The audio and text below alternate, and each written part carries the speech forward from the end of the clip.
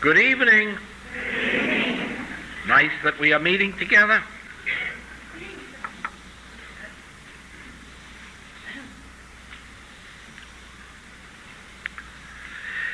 Why do some students fall by the wayside if the teacher knows when a student is ready?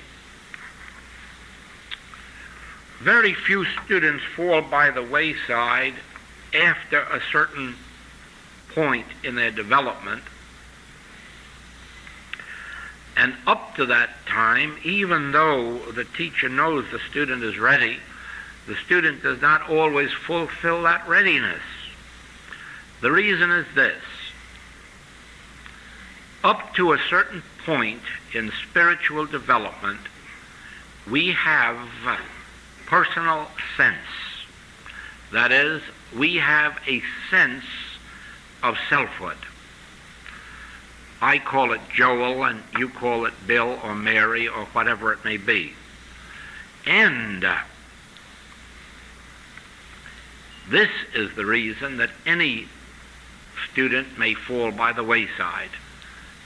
That sense of personal self. To begin with, as long as we have a personal sense of self, we are trying to protect it. And if anything seems to threaten it, we rise right up and do battle. And this may cause us to fall by the wayside, because we are not to take up the sword. In the case of Judas Iscariot, is it not clear that there was enough sense of personal selfhood that he wanted to be top banana? He wanted to be the important one. And as soon as anyone else seemed to gain the favor of the teacher, evidently Judas rose up to protect his position. He was very close to the master, you know. The master had made him treasurer. And when you trust a man with your money, why, he's quite close to you. This personal sense of self that has left in it a trace of ambition or envy, jealousy. This is enough to trip up a student at any state of their development until they have completely lost the sense of self, and then there is no further possibility of falling away. You must remember, we have here 3 temptations. Temptation for fame, temptation for money, even when it's not a mad ambition for money, just the ambition for safety and security. These are your devil tempters, because there is no need for safety or security. There is no need to be concerned about a future. And until one has attained that, there is always the danger that the temptation is going to be there and can win.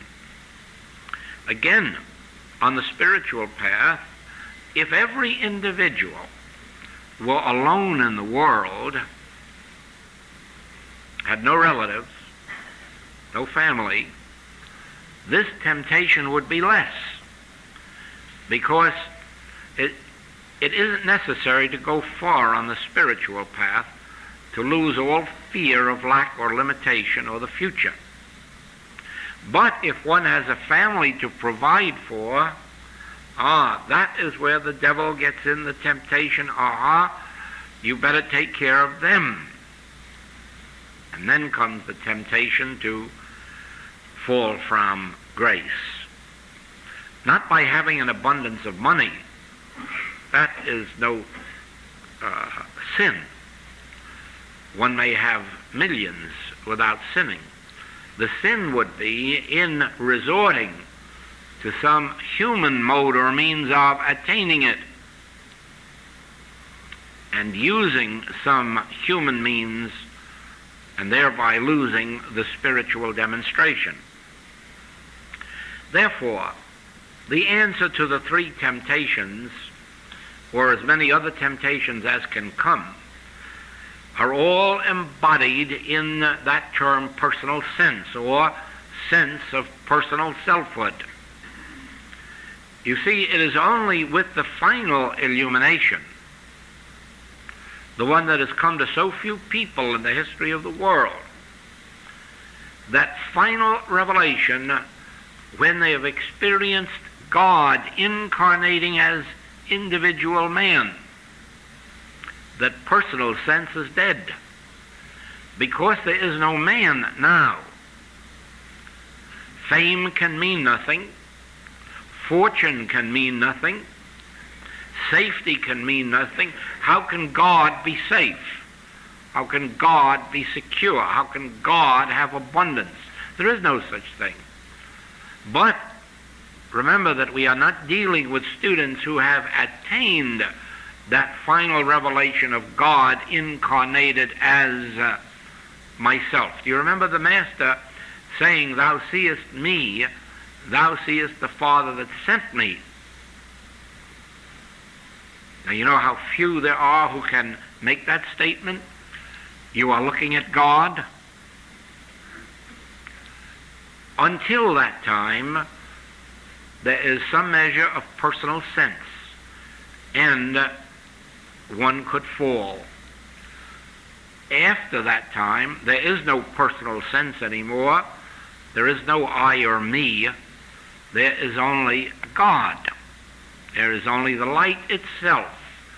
There is only the Spirit itself, and this is self-supporting, self-maintaining, self-sustaining. It needs no help from any human means.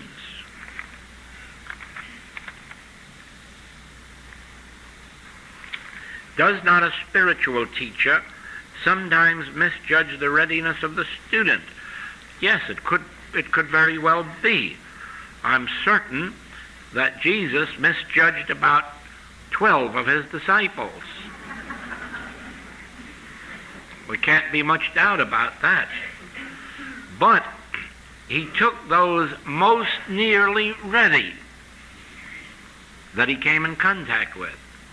And he didn't do too badly. 2 or 3 of them turned out fairly well. And that's a good percentage. Now, you must remember that he had a limited amount of people, and mostly of that type of fishermen, illiterate, ignorant, and certainly untrained in spiritual things. Probably had they all been Essenes, he would have had a better percentage. But they weren't. Now,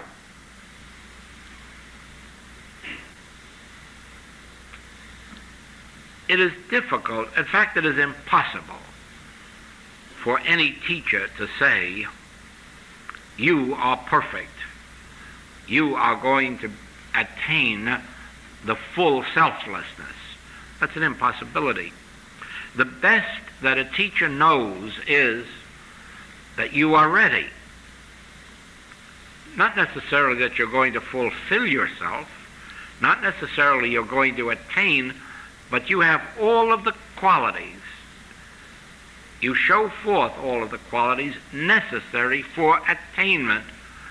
And from here on in, it's going to be up to you whether or not you can. Then the teacher gives to the student all that the teacher has to give. And then it rests with the student to what extent they're going to complete the journey. No teacher can complete the journey for a student.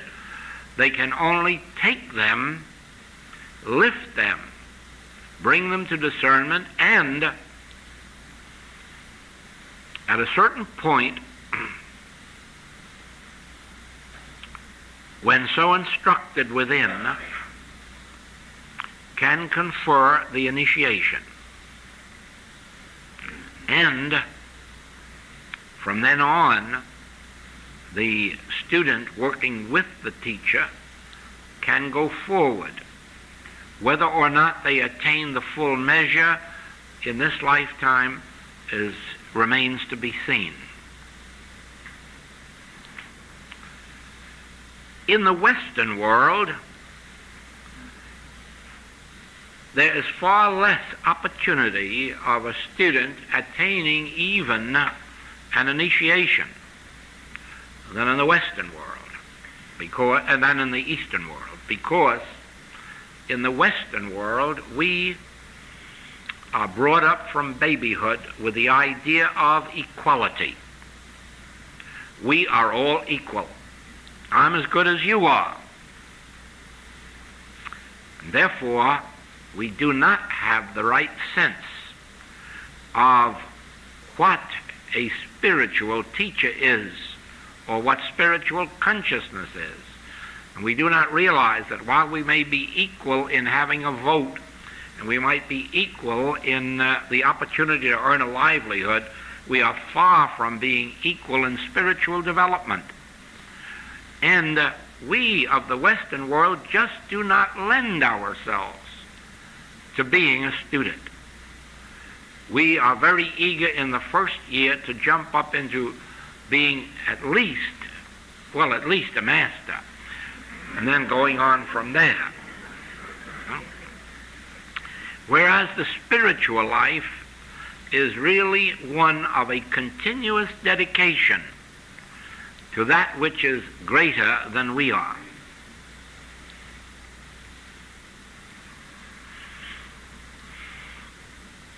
There is a good reason that the word humility comes in so much. And humility in its true sense is but the recognition of the nature of spiritual consciousness.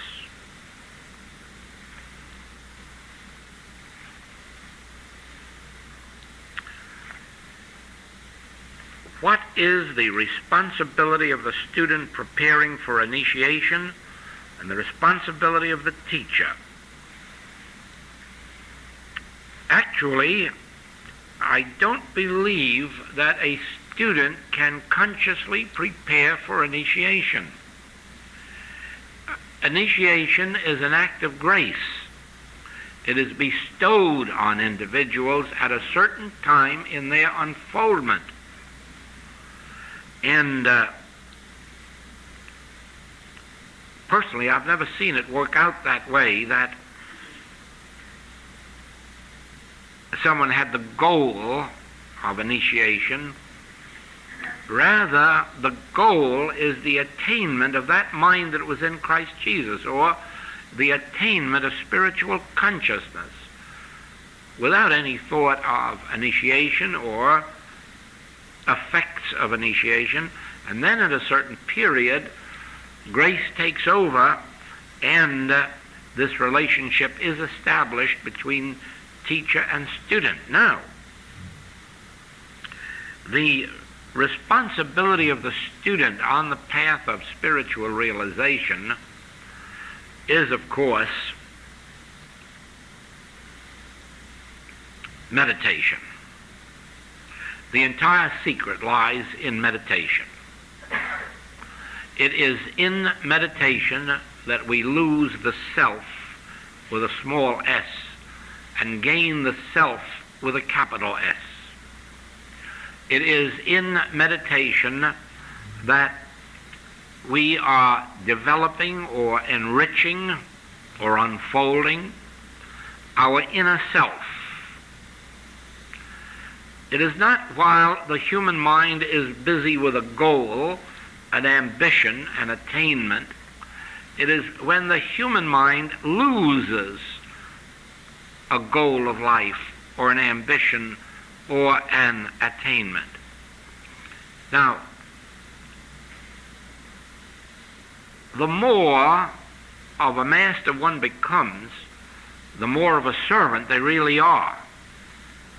So that there never has been a master who called himself master. There never has been a master who didn't understand that he wasn't really a master, he was a servant.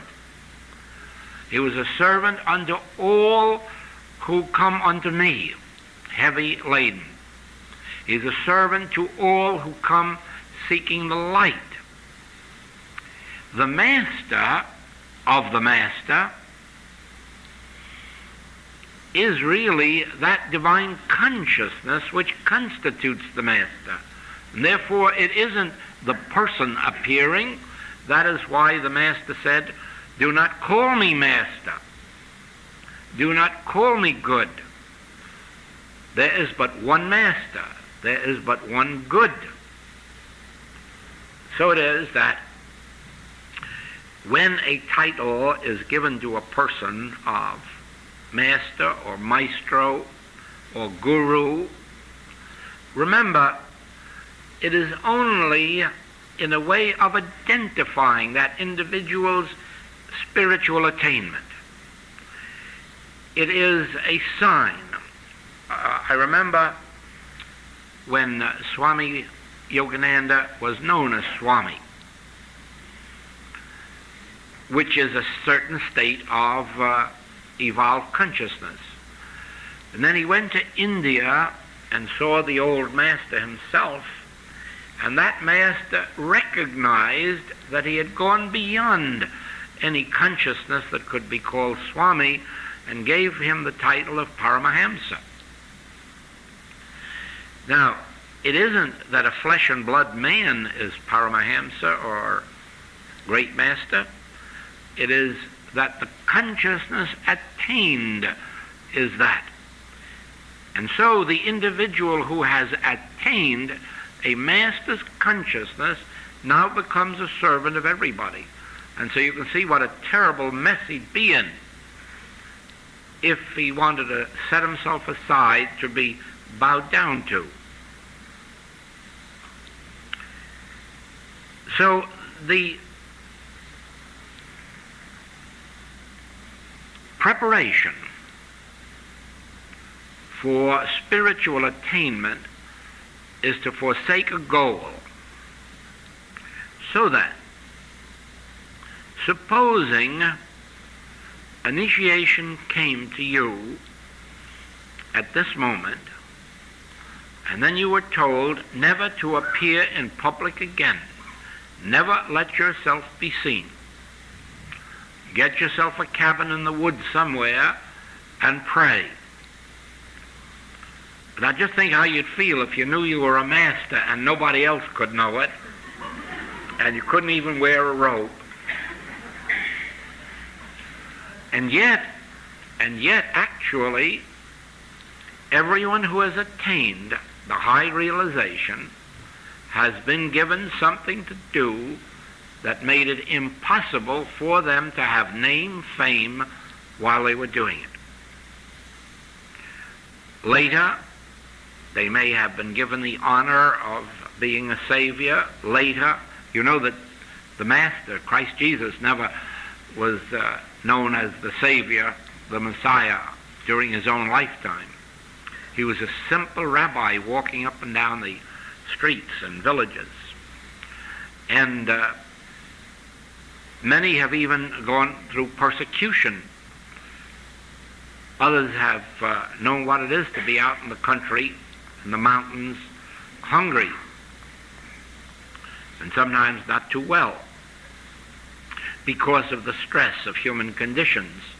And so it is that a real master doesn't look anything like a master. The real master is more like the servant that comes knocking at the door and saying, "Can you give me a little food?" If you have the good vision to recognize that master, there is a great blessing in it for you. So then, certainly the prime preparation would be that understanding that I am ready to be nothing. I'm ready to be unknown. I'm ready to do nothing. If I'm instructed to sit in silence the rest of my days, I will sit in silence the rest of my days. If I'm bidden to take a cabin somewhere and pray for the world, I will do that.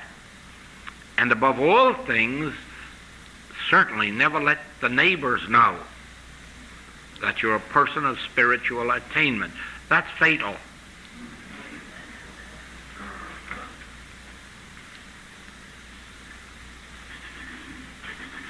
And the responsibility of the teacher. The responsibility of a spiritual teacher is a responsibility not to the student. It is a responsibility to God.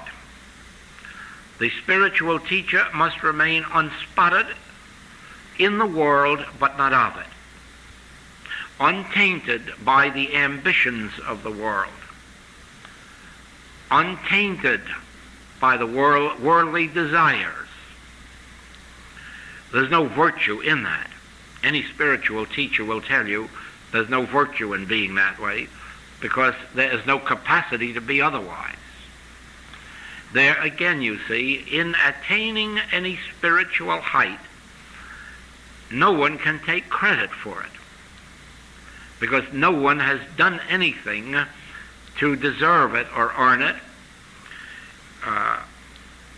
Even on our lower levels, I can remember the time of my very first entrance to the spiritual path, when the first sign was that I couldn't smoke, I couldn't drink, I couldn't play cards, I couldn't even go across the border there and put a $2 bet on a horse.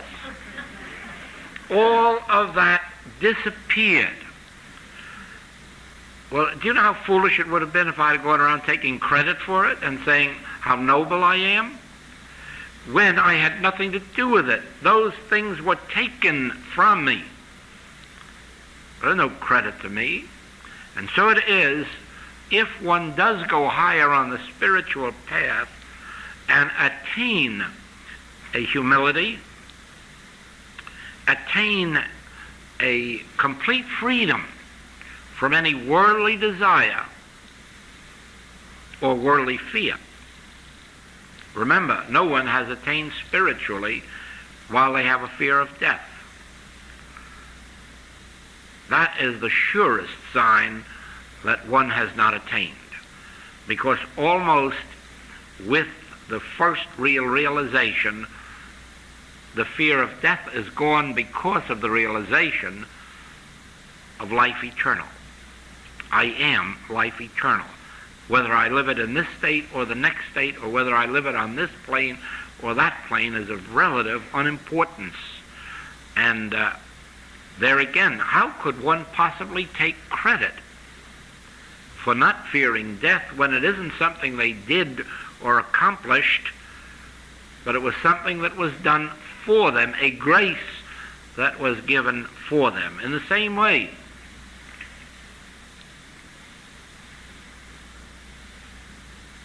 a spiritual teacher would have no problems at all if it weren't either for family or students. Every problem that touches a spiritual teacher has to do either with his family or his students. It's their problems that he's taking on, or she.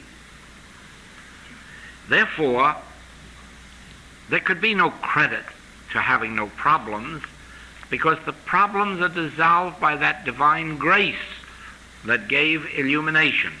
And so all the way up, even to the point of the Master and his willingness to be crucified, he could not take credit and say, look what I'm doing for you. Because he isn't.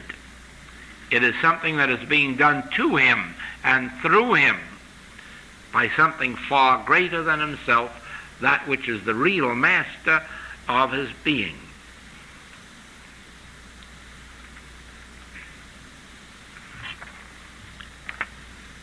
How is the death of the self exemplified in different teachings? Well, in the Master's experience, you have the crucifixion, the resurrection, and the ascension. Now, the crucifixion could be an actual physical crucifixion. The resurrection could be an actual resurrection from the grave, but not necessarily so. In other words, the crucifixion, which is the death of the self, the crossing out of the self, comes in any dark night of the soul when the last trace of selfhood is swallowed up, and there is nothing left but that light, that divine selfhood. No more any I, me, or mine, just the I, that is the I of you. This is exemplified in the Master's experience by the crucifixion, the resurrection, and the ascension above all personal selfhood. In the experience of Paul, it is in his statement of, ye must die daily and be reborn of the Spirit, or you must die and be reborn of water. In the older teachings, you have the story of Osiris, you have the story of the phoenix rising up out of its own ashes, you have the story of the crucifixions of 6 spiritual masters before Jesus, each one of whom rose again. You have in your wisdom schools the death of the student. Now, every student of a wisdom school has to go through a death and be buried and be resurrected, raised up again, before they are given their spiritual status. The fraternal teachings all encompass the death of the initiate and his being raised up again. All of this symbolic to show the death of the selfhood and rising up out of that dust of the corpse, rising up out of the tomb, that divine selfhood which I am, that selfhood which I am, which thou art. So then, if you trace back through the Egyptian teachings and the teachings of Greece, you will find always the death of the Master and the resurrection or the rebirth. And these are exemplifications of our experience.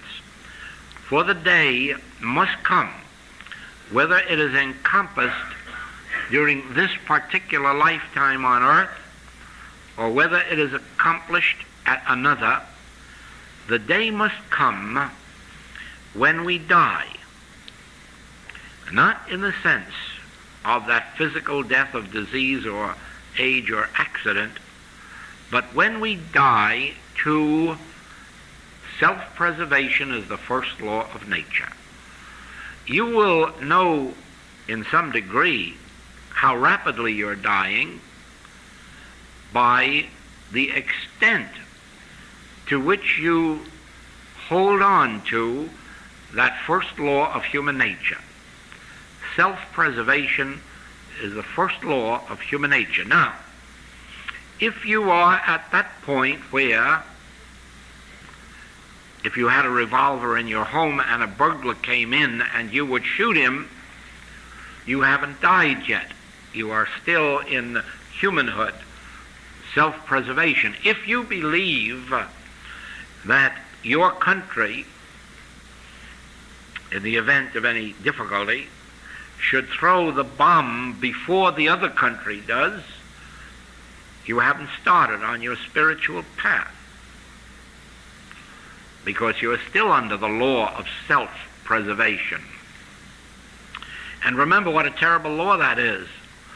It is saying, my life is more valuable than their lives. You remember our position when the bombs were thrown at Hiroshima and Nagasaki. Why were those bombs thrown? Well, the president said that we saved 125,000 of our soldiers' lives. Yes, in doing that, we took 200,000 of the other fellows' lives. Now, if you feel that that's justifiable, you are not on the spiritual path. You are very, very much immersed in materialism, because you are saying, my life is more valuable than theirs, or my son's life is more valuable than their son's life. It doesn't sound good when you hear it that way, does it? So it is. On the spiritual path, and especially as you rise above the personal sense of self, you hear the Master say, put up thy sword. I know they're going to crucify me, but what's the difference whether I die or this soldier dies? Isn't it the one life? You can't find it right to kill him in protecting me. Life is life, whether it's his life or my life. And the Master knew that. I know what my fate is, but don't you dare take someone else's life to protect my life, because then I lose my whole demonstration of what I've taught you. I have taught you to lay down your life in order that you may find it. No greater love hath man than to lay down his life for his friend. In other words, in that which you give up, you find yourself. Only in the degree of your surrender or self-surrender are you ever finding yourself. And if ever you think to preserve your life by taking another, or having your life saved by taking another, be assured you have given yourself proof that you have not advanced spiritually. It only takes a little spiritual light to see that the life of one individual cannot be more important than another, for life is life. And actually, my life is your life. Your life is my life. And every time you die, I die. Every time I die, you die. Don't you think for a moment that everyone who lives in a state where there is capital punishment dies every time someone is executed? Some bit of them shrivels. You can't help it if you're anything above an animal. You can't help it. And when you stop to think that as a citizen you are pulling that rope, you know then that the law is operating. As ye sow, so shall ye reap. You are never on the spiritual path until you're above the pairs of opposites. Until you are above this good and evil, above this me and mine, or me and thee, or mine and thine, until there is one. When there is one, you can feed the multitudes and have 20 baskets, 12 baskets left over. You can heal the multitudes You can forgive the multitudes, but not while there is a sense of self that is seeking for itself.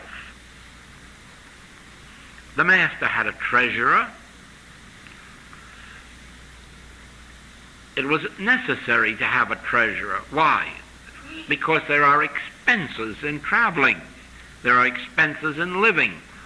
Therefore, to meet those expenses, he had a treasurer. That was no sign of self, because what he collected wasn't for his personal glorification. It was for his food, his clothing, his housing, his transportation, and that of his disciples, and probably for purposes of benevolence. But for him to have collected it with the idea, this is all mine, of course he would have been out of the kingdom of heaven in a moment. So then, again, you find that the obligation of the teacher is not to be concerned for himself or herself, but to be concerned that the functions of his office are being performed. Do those who experience initiation when physically asleep bring back into waking consciousness a specific knowledge of the initiation undergone? Yes.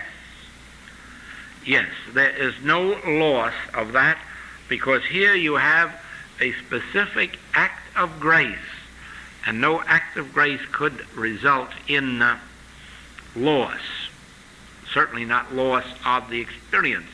Undoubtedly, that method of initiation was chosen because it was the best way of breaking through the barriers of human thought and busyness. Oh yes, the experiences that are given to us in dreams are carried over.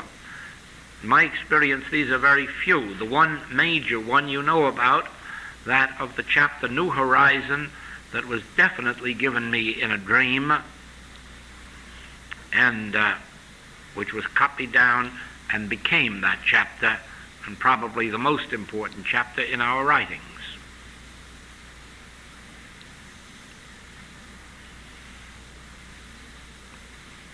Now,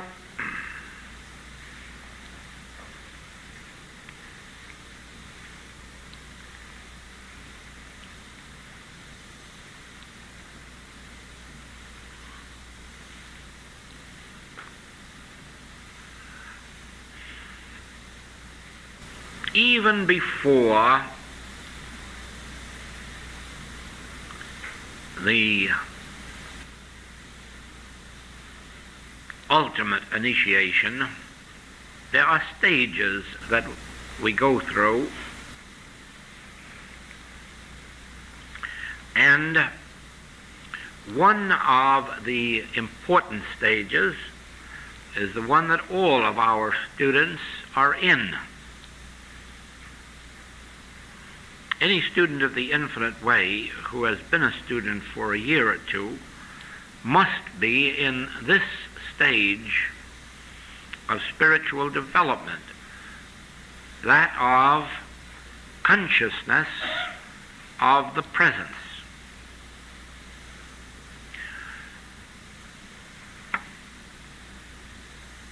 To begin with, the writings themselves, the tapes, are, as you see, the emanation of consciousness, and carry that consciousness that must lift the student above their first degree, their humanhood, into this awareness of the presence.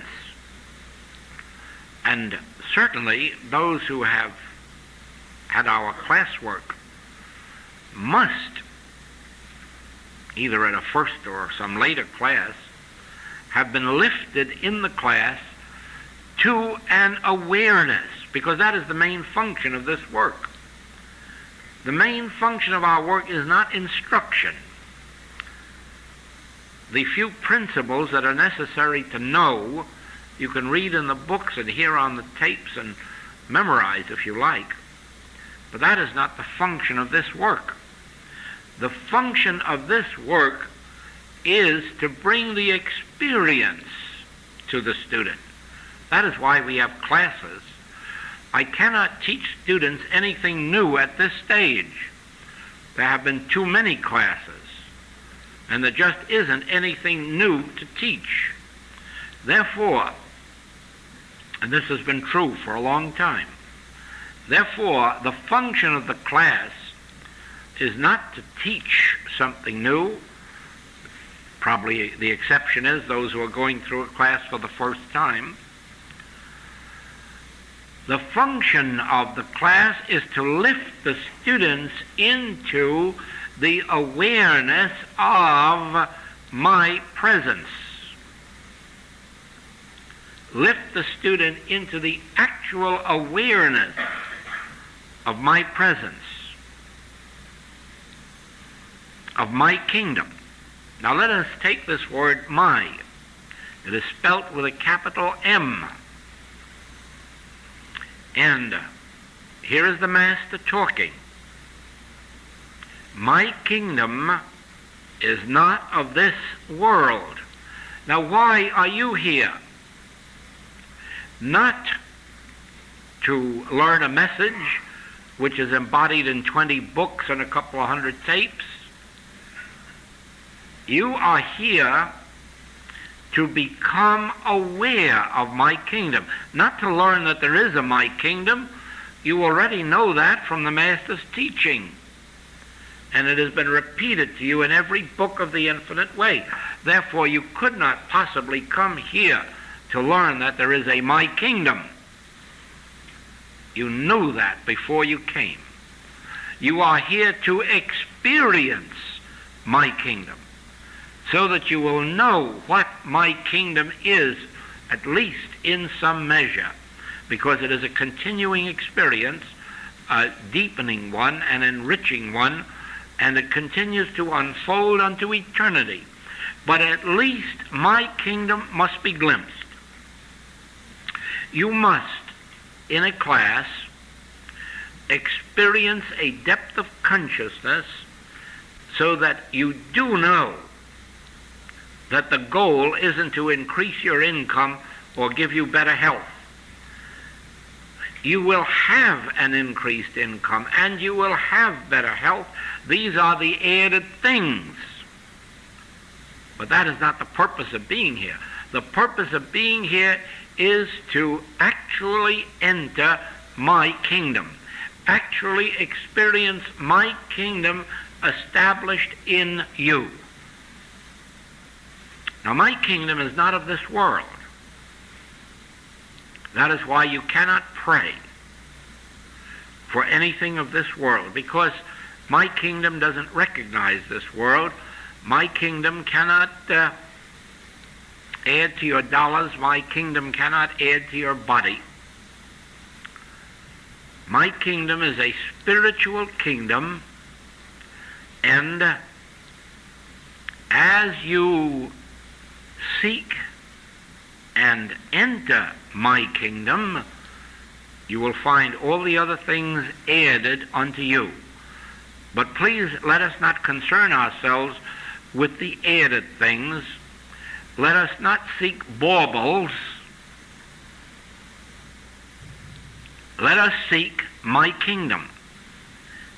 Take no thought for your life, what you shall eat or what you shall drink, or wherewithal you shall be clothed. Seek ye my kingdom, the kingdom of God,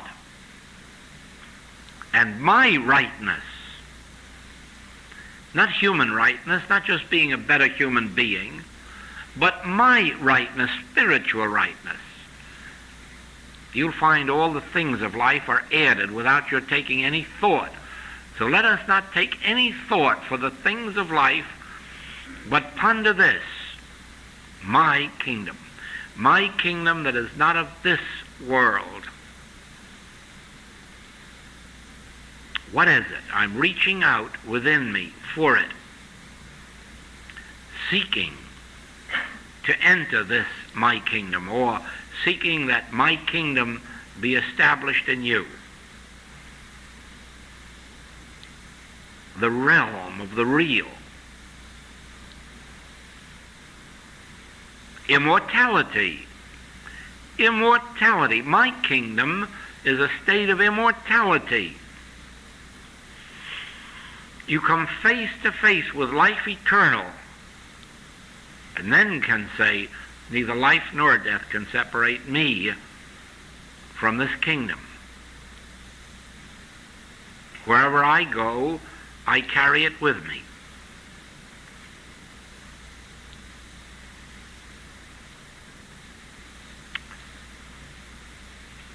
Now let us seek the next step. My peace give I unto you, not as the world giveth. Now again, you see, not just good health, not just good supply. That's the peace the world can give you, and it's not a lasting peace. But my peace. And you have to be thinking my, with a capital M. My peace give I unto you, and this message is coming up to you from deep down in your chest. You aren't saying it, you are hearing it. It is coming up to you, to your ears, and it is saying to you, my peace give I unto you. Now, do you know that as soon as you feel a sense of peace, you have attained the consciousness of the presence? The moment that you feel that peace, you have attained the consciousness of the presence, because only the consciousness of the presence could give you that peace. In other words, every time that you meditate, every time you are in treatment or prayer or meditation, and you end by waiting a few moments, speak, Lord, thy servant heareth, and wait, and a deep breath comes to you, or any sign from within, a feeling of peace, weight falling from the shoulder, any sign, you have experienced the presence, and you now have the consciousness of the presence, the awareness of the presence. You are now conscious that there is a presence there. You are aware that there is a presence there. If this isn't happening to you in this message of the infinite way, you are not fulfilling yourself in this message, because this is its goal. This is its goal. It is not to teach you any truth more than you need for bringing about a state of inner peace, but its goal is the experience of the absolute, the experience of that awareness of a presence. I have described that this way. If you can just imagine a mother and child crossing the street at a very busy intersection, and the child reaching up for the mother's hand, and then the mother and child walking across that crowded street, and try to see the attitude of that child. It has no concern for what's going on around it, because it feels the mother's hand.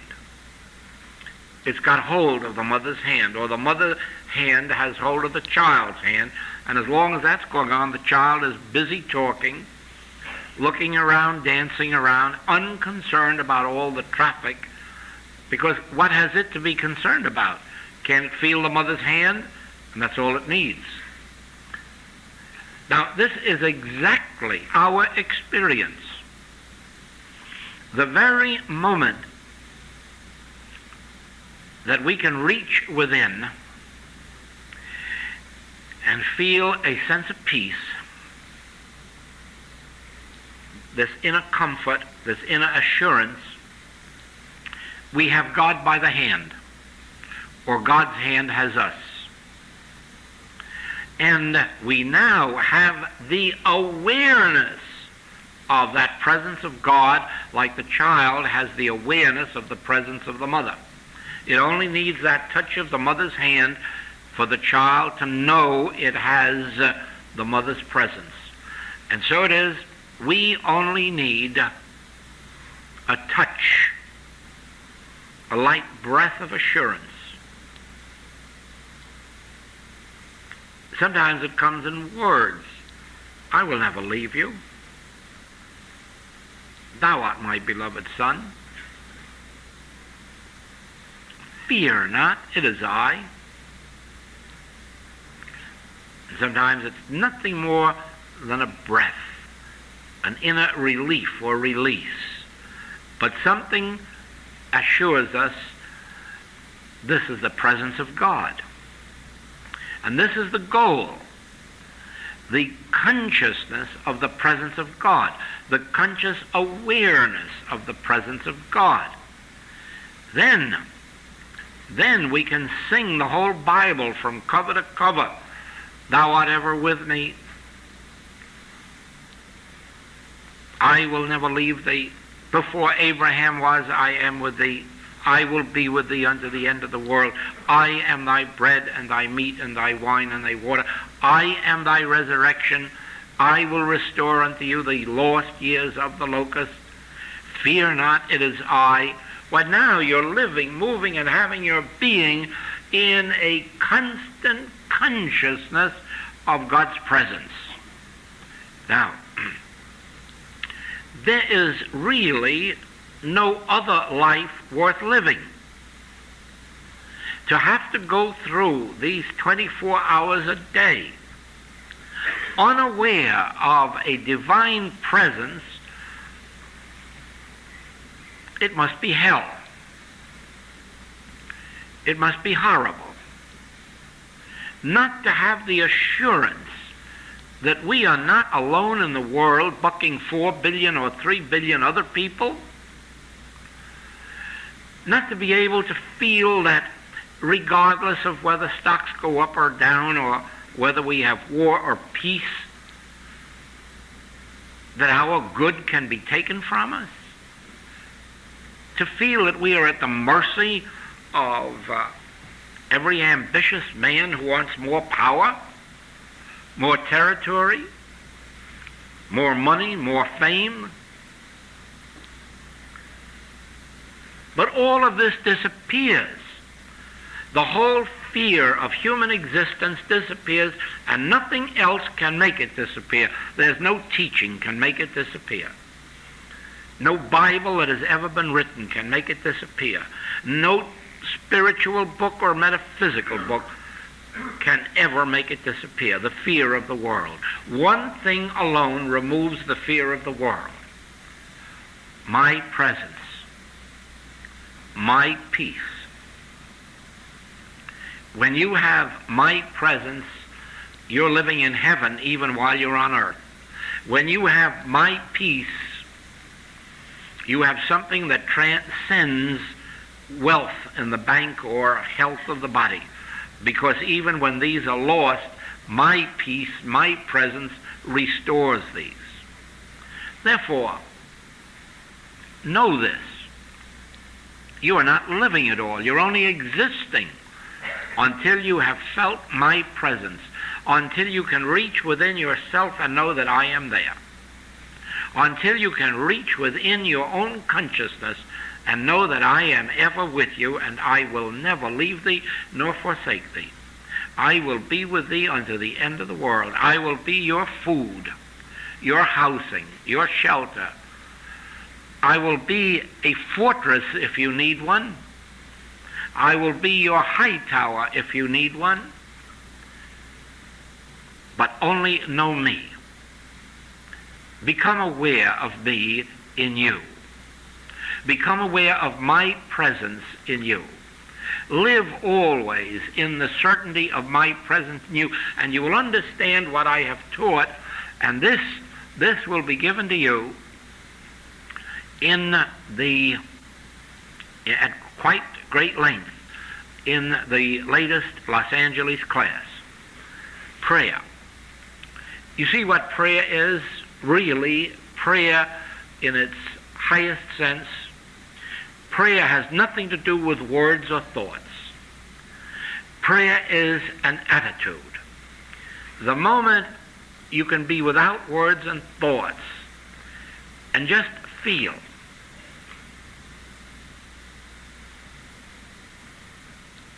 This is prayer. You feel that I am with you, that I am closer to you than breathing, nearer than hands and feet.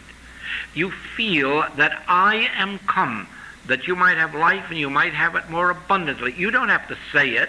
You don't have to quote it. You don't have to think it. There's just this feeling, I am there.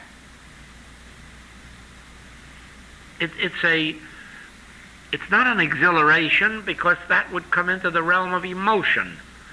It's really certainty. It's conviction. It's assurance. It's, above all things, it's peace. Peace. You're not praying if you want anything. Well, yes, you are, but it's spelt with an E.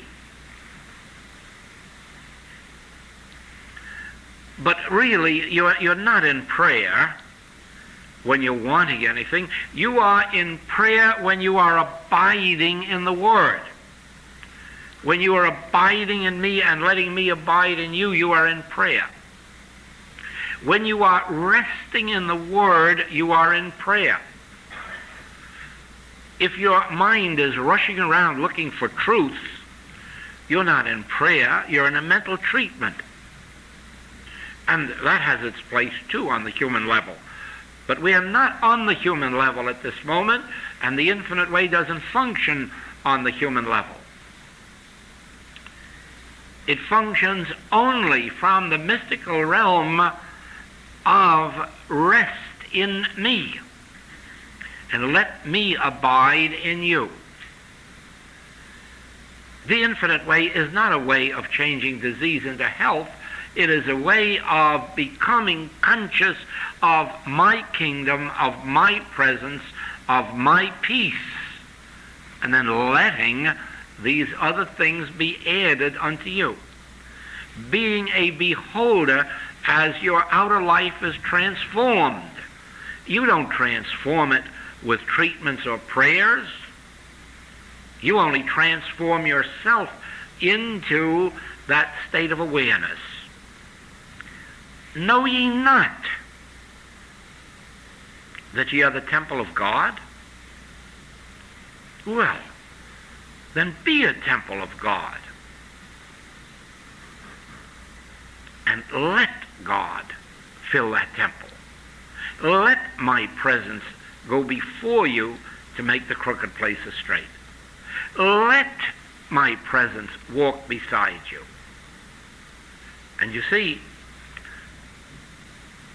the more this capital M-Y is with you, or the more the word I is with you.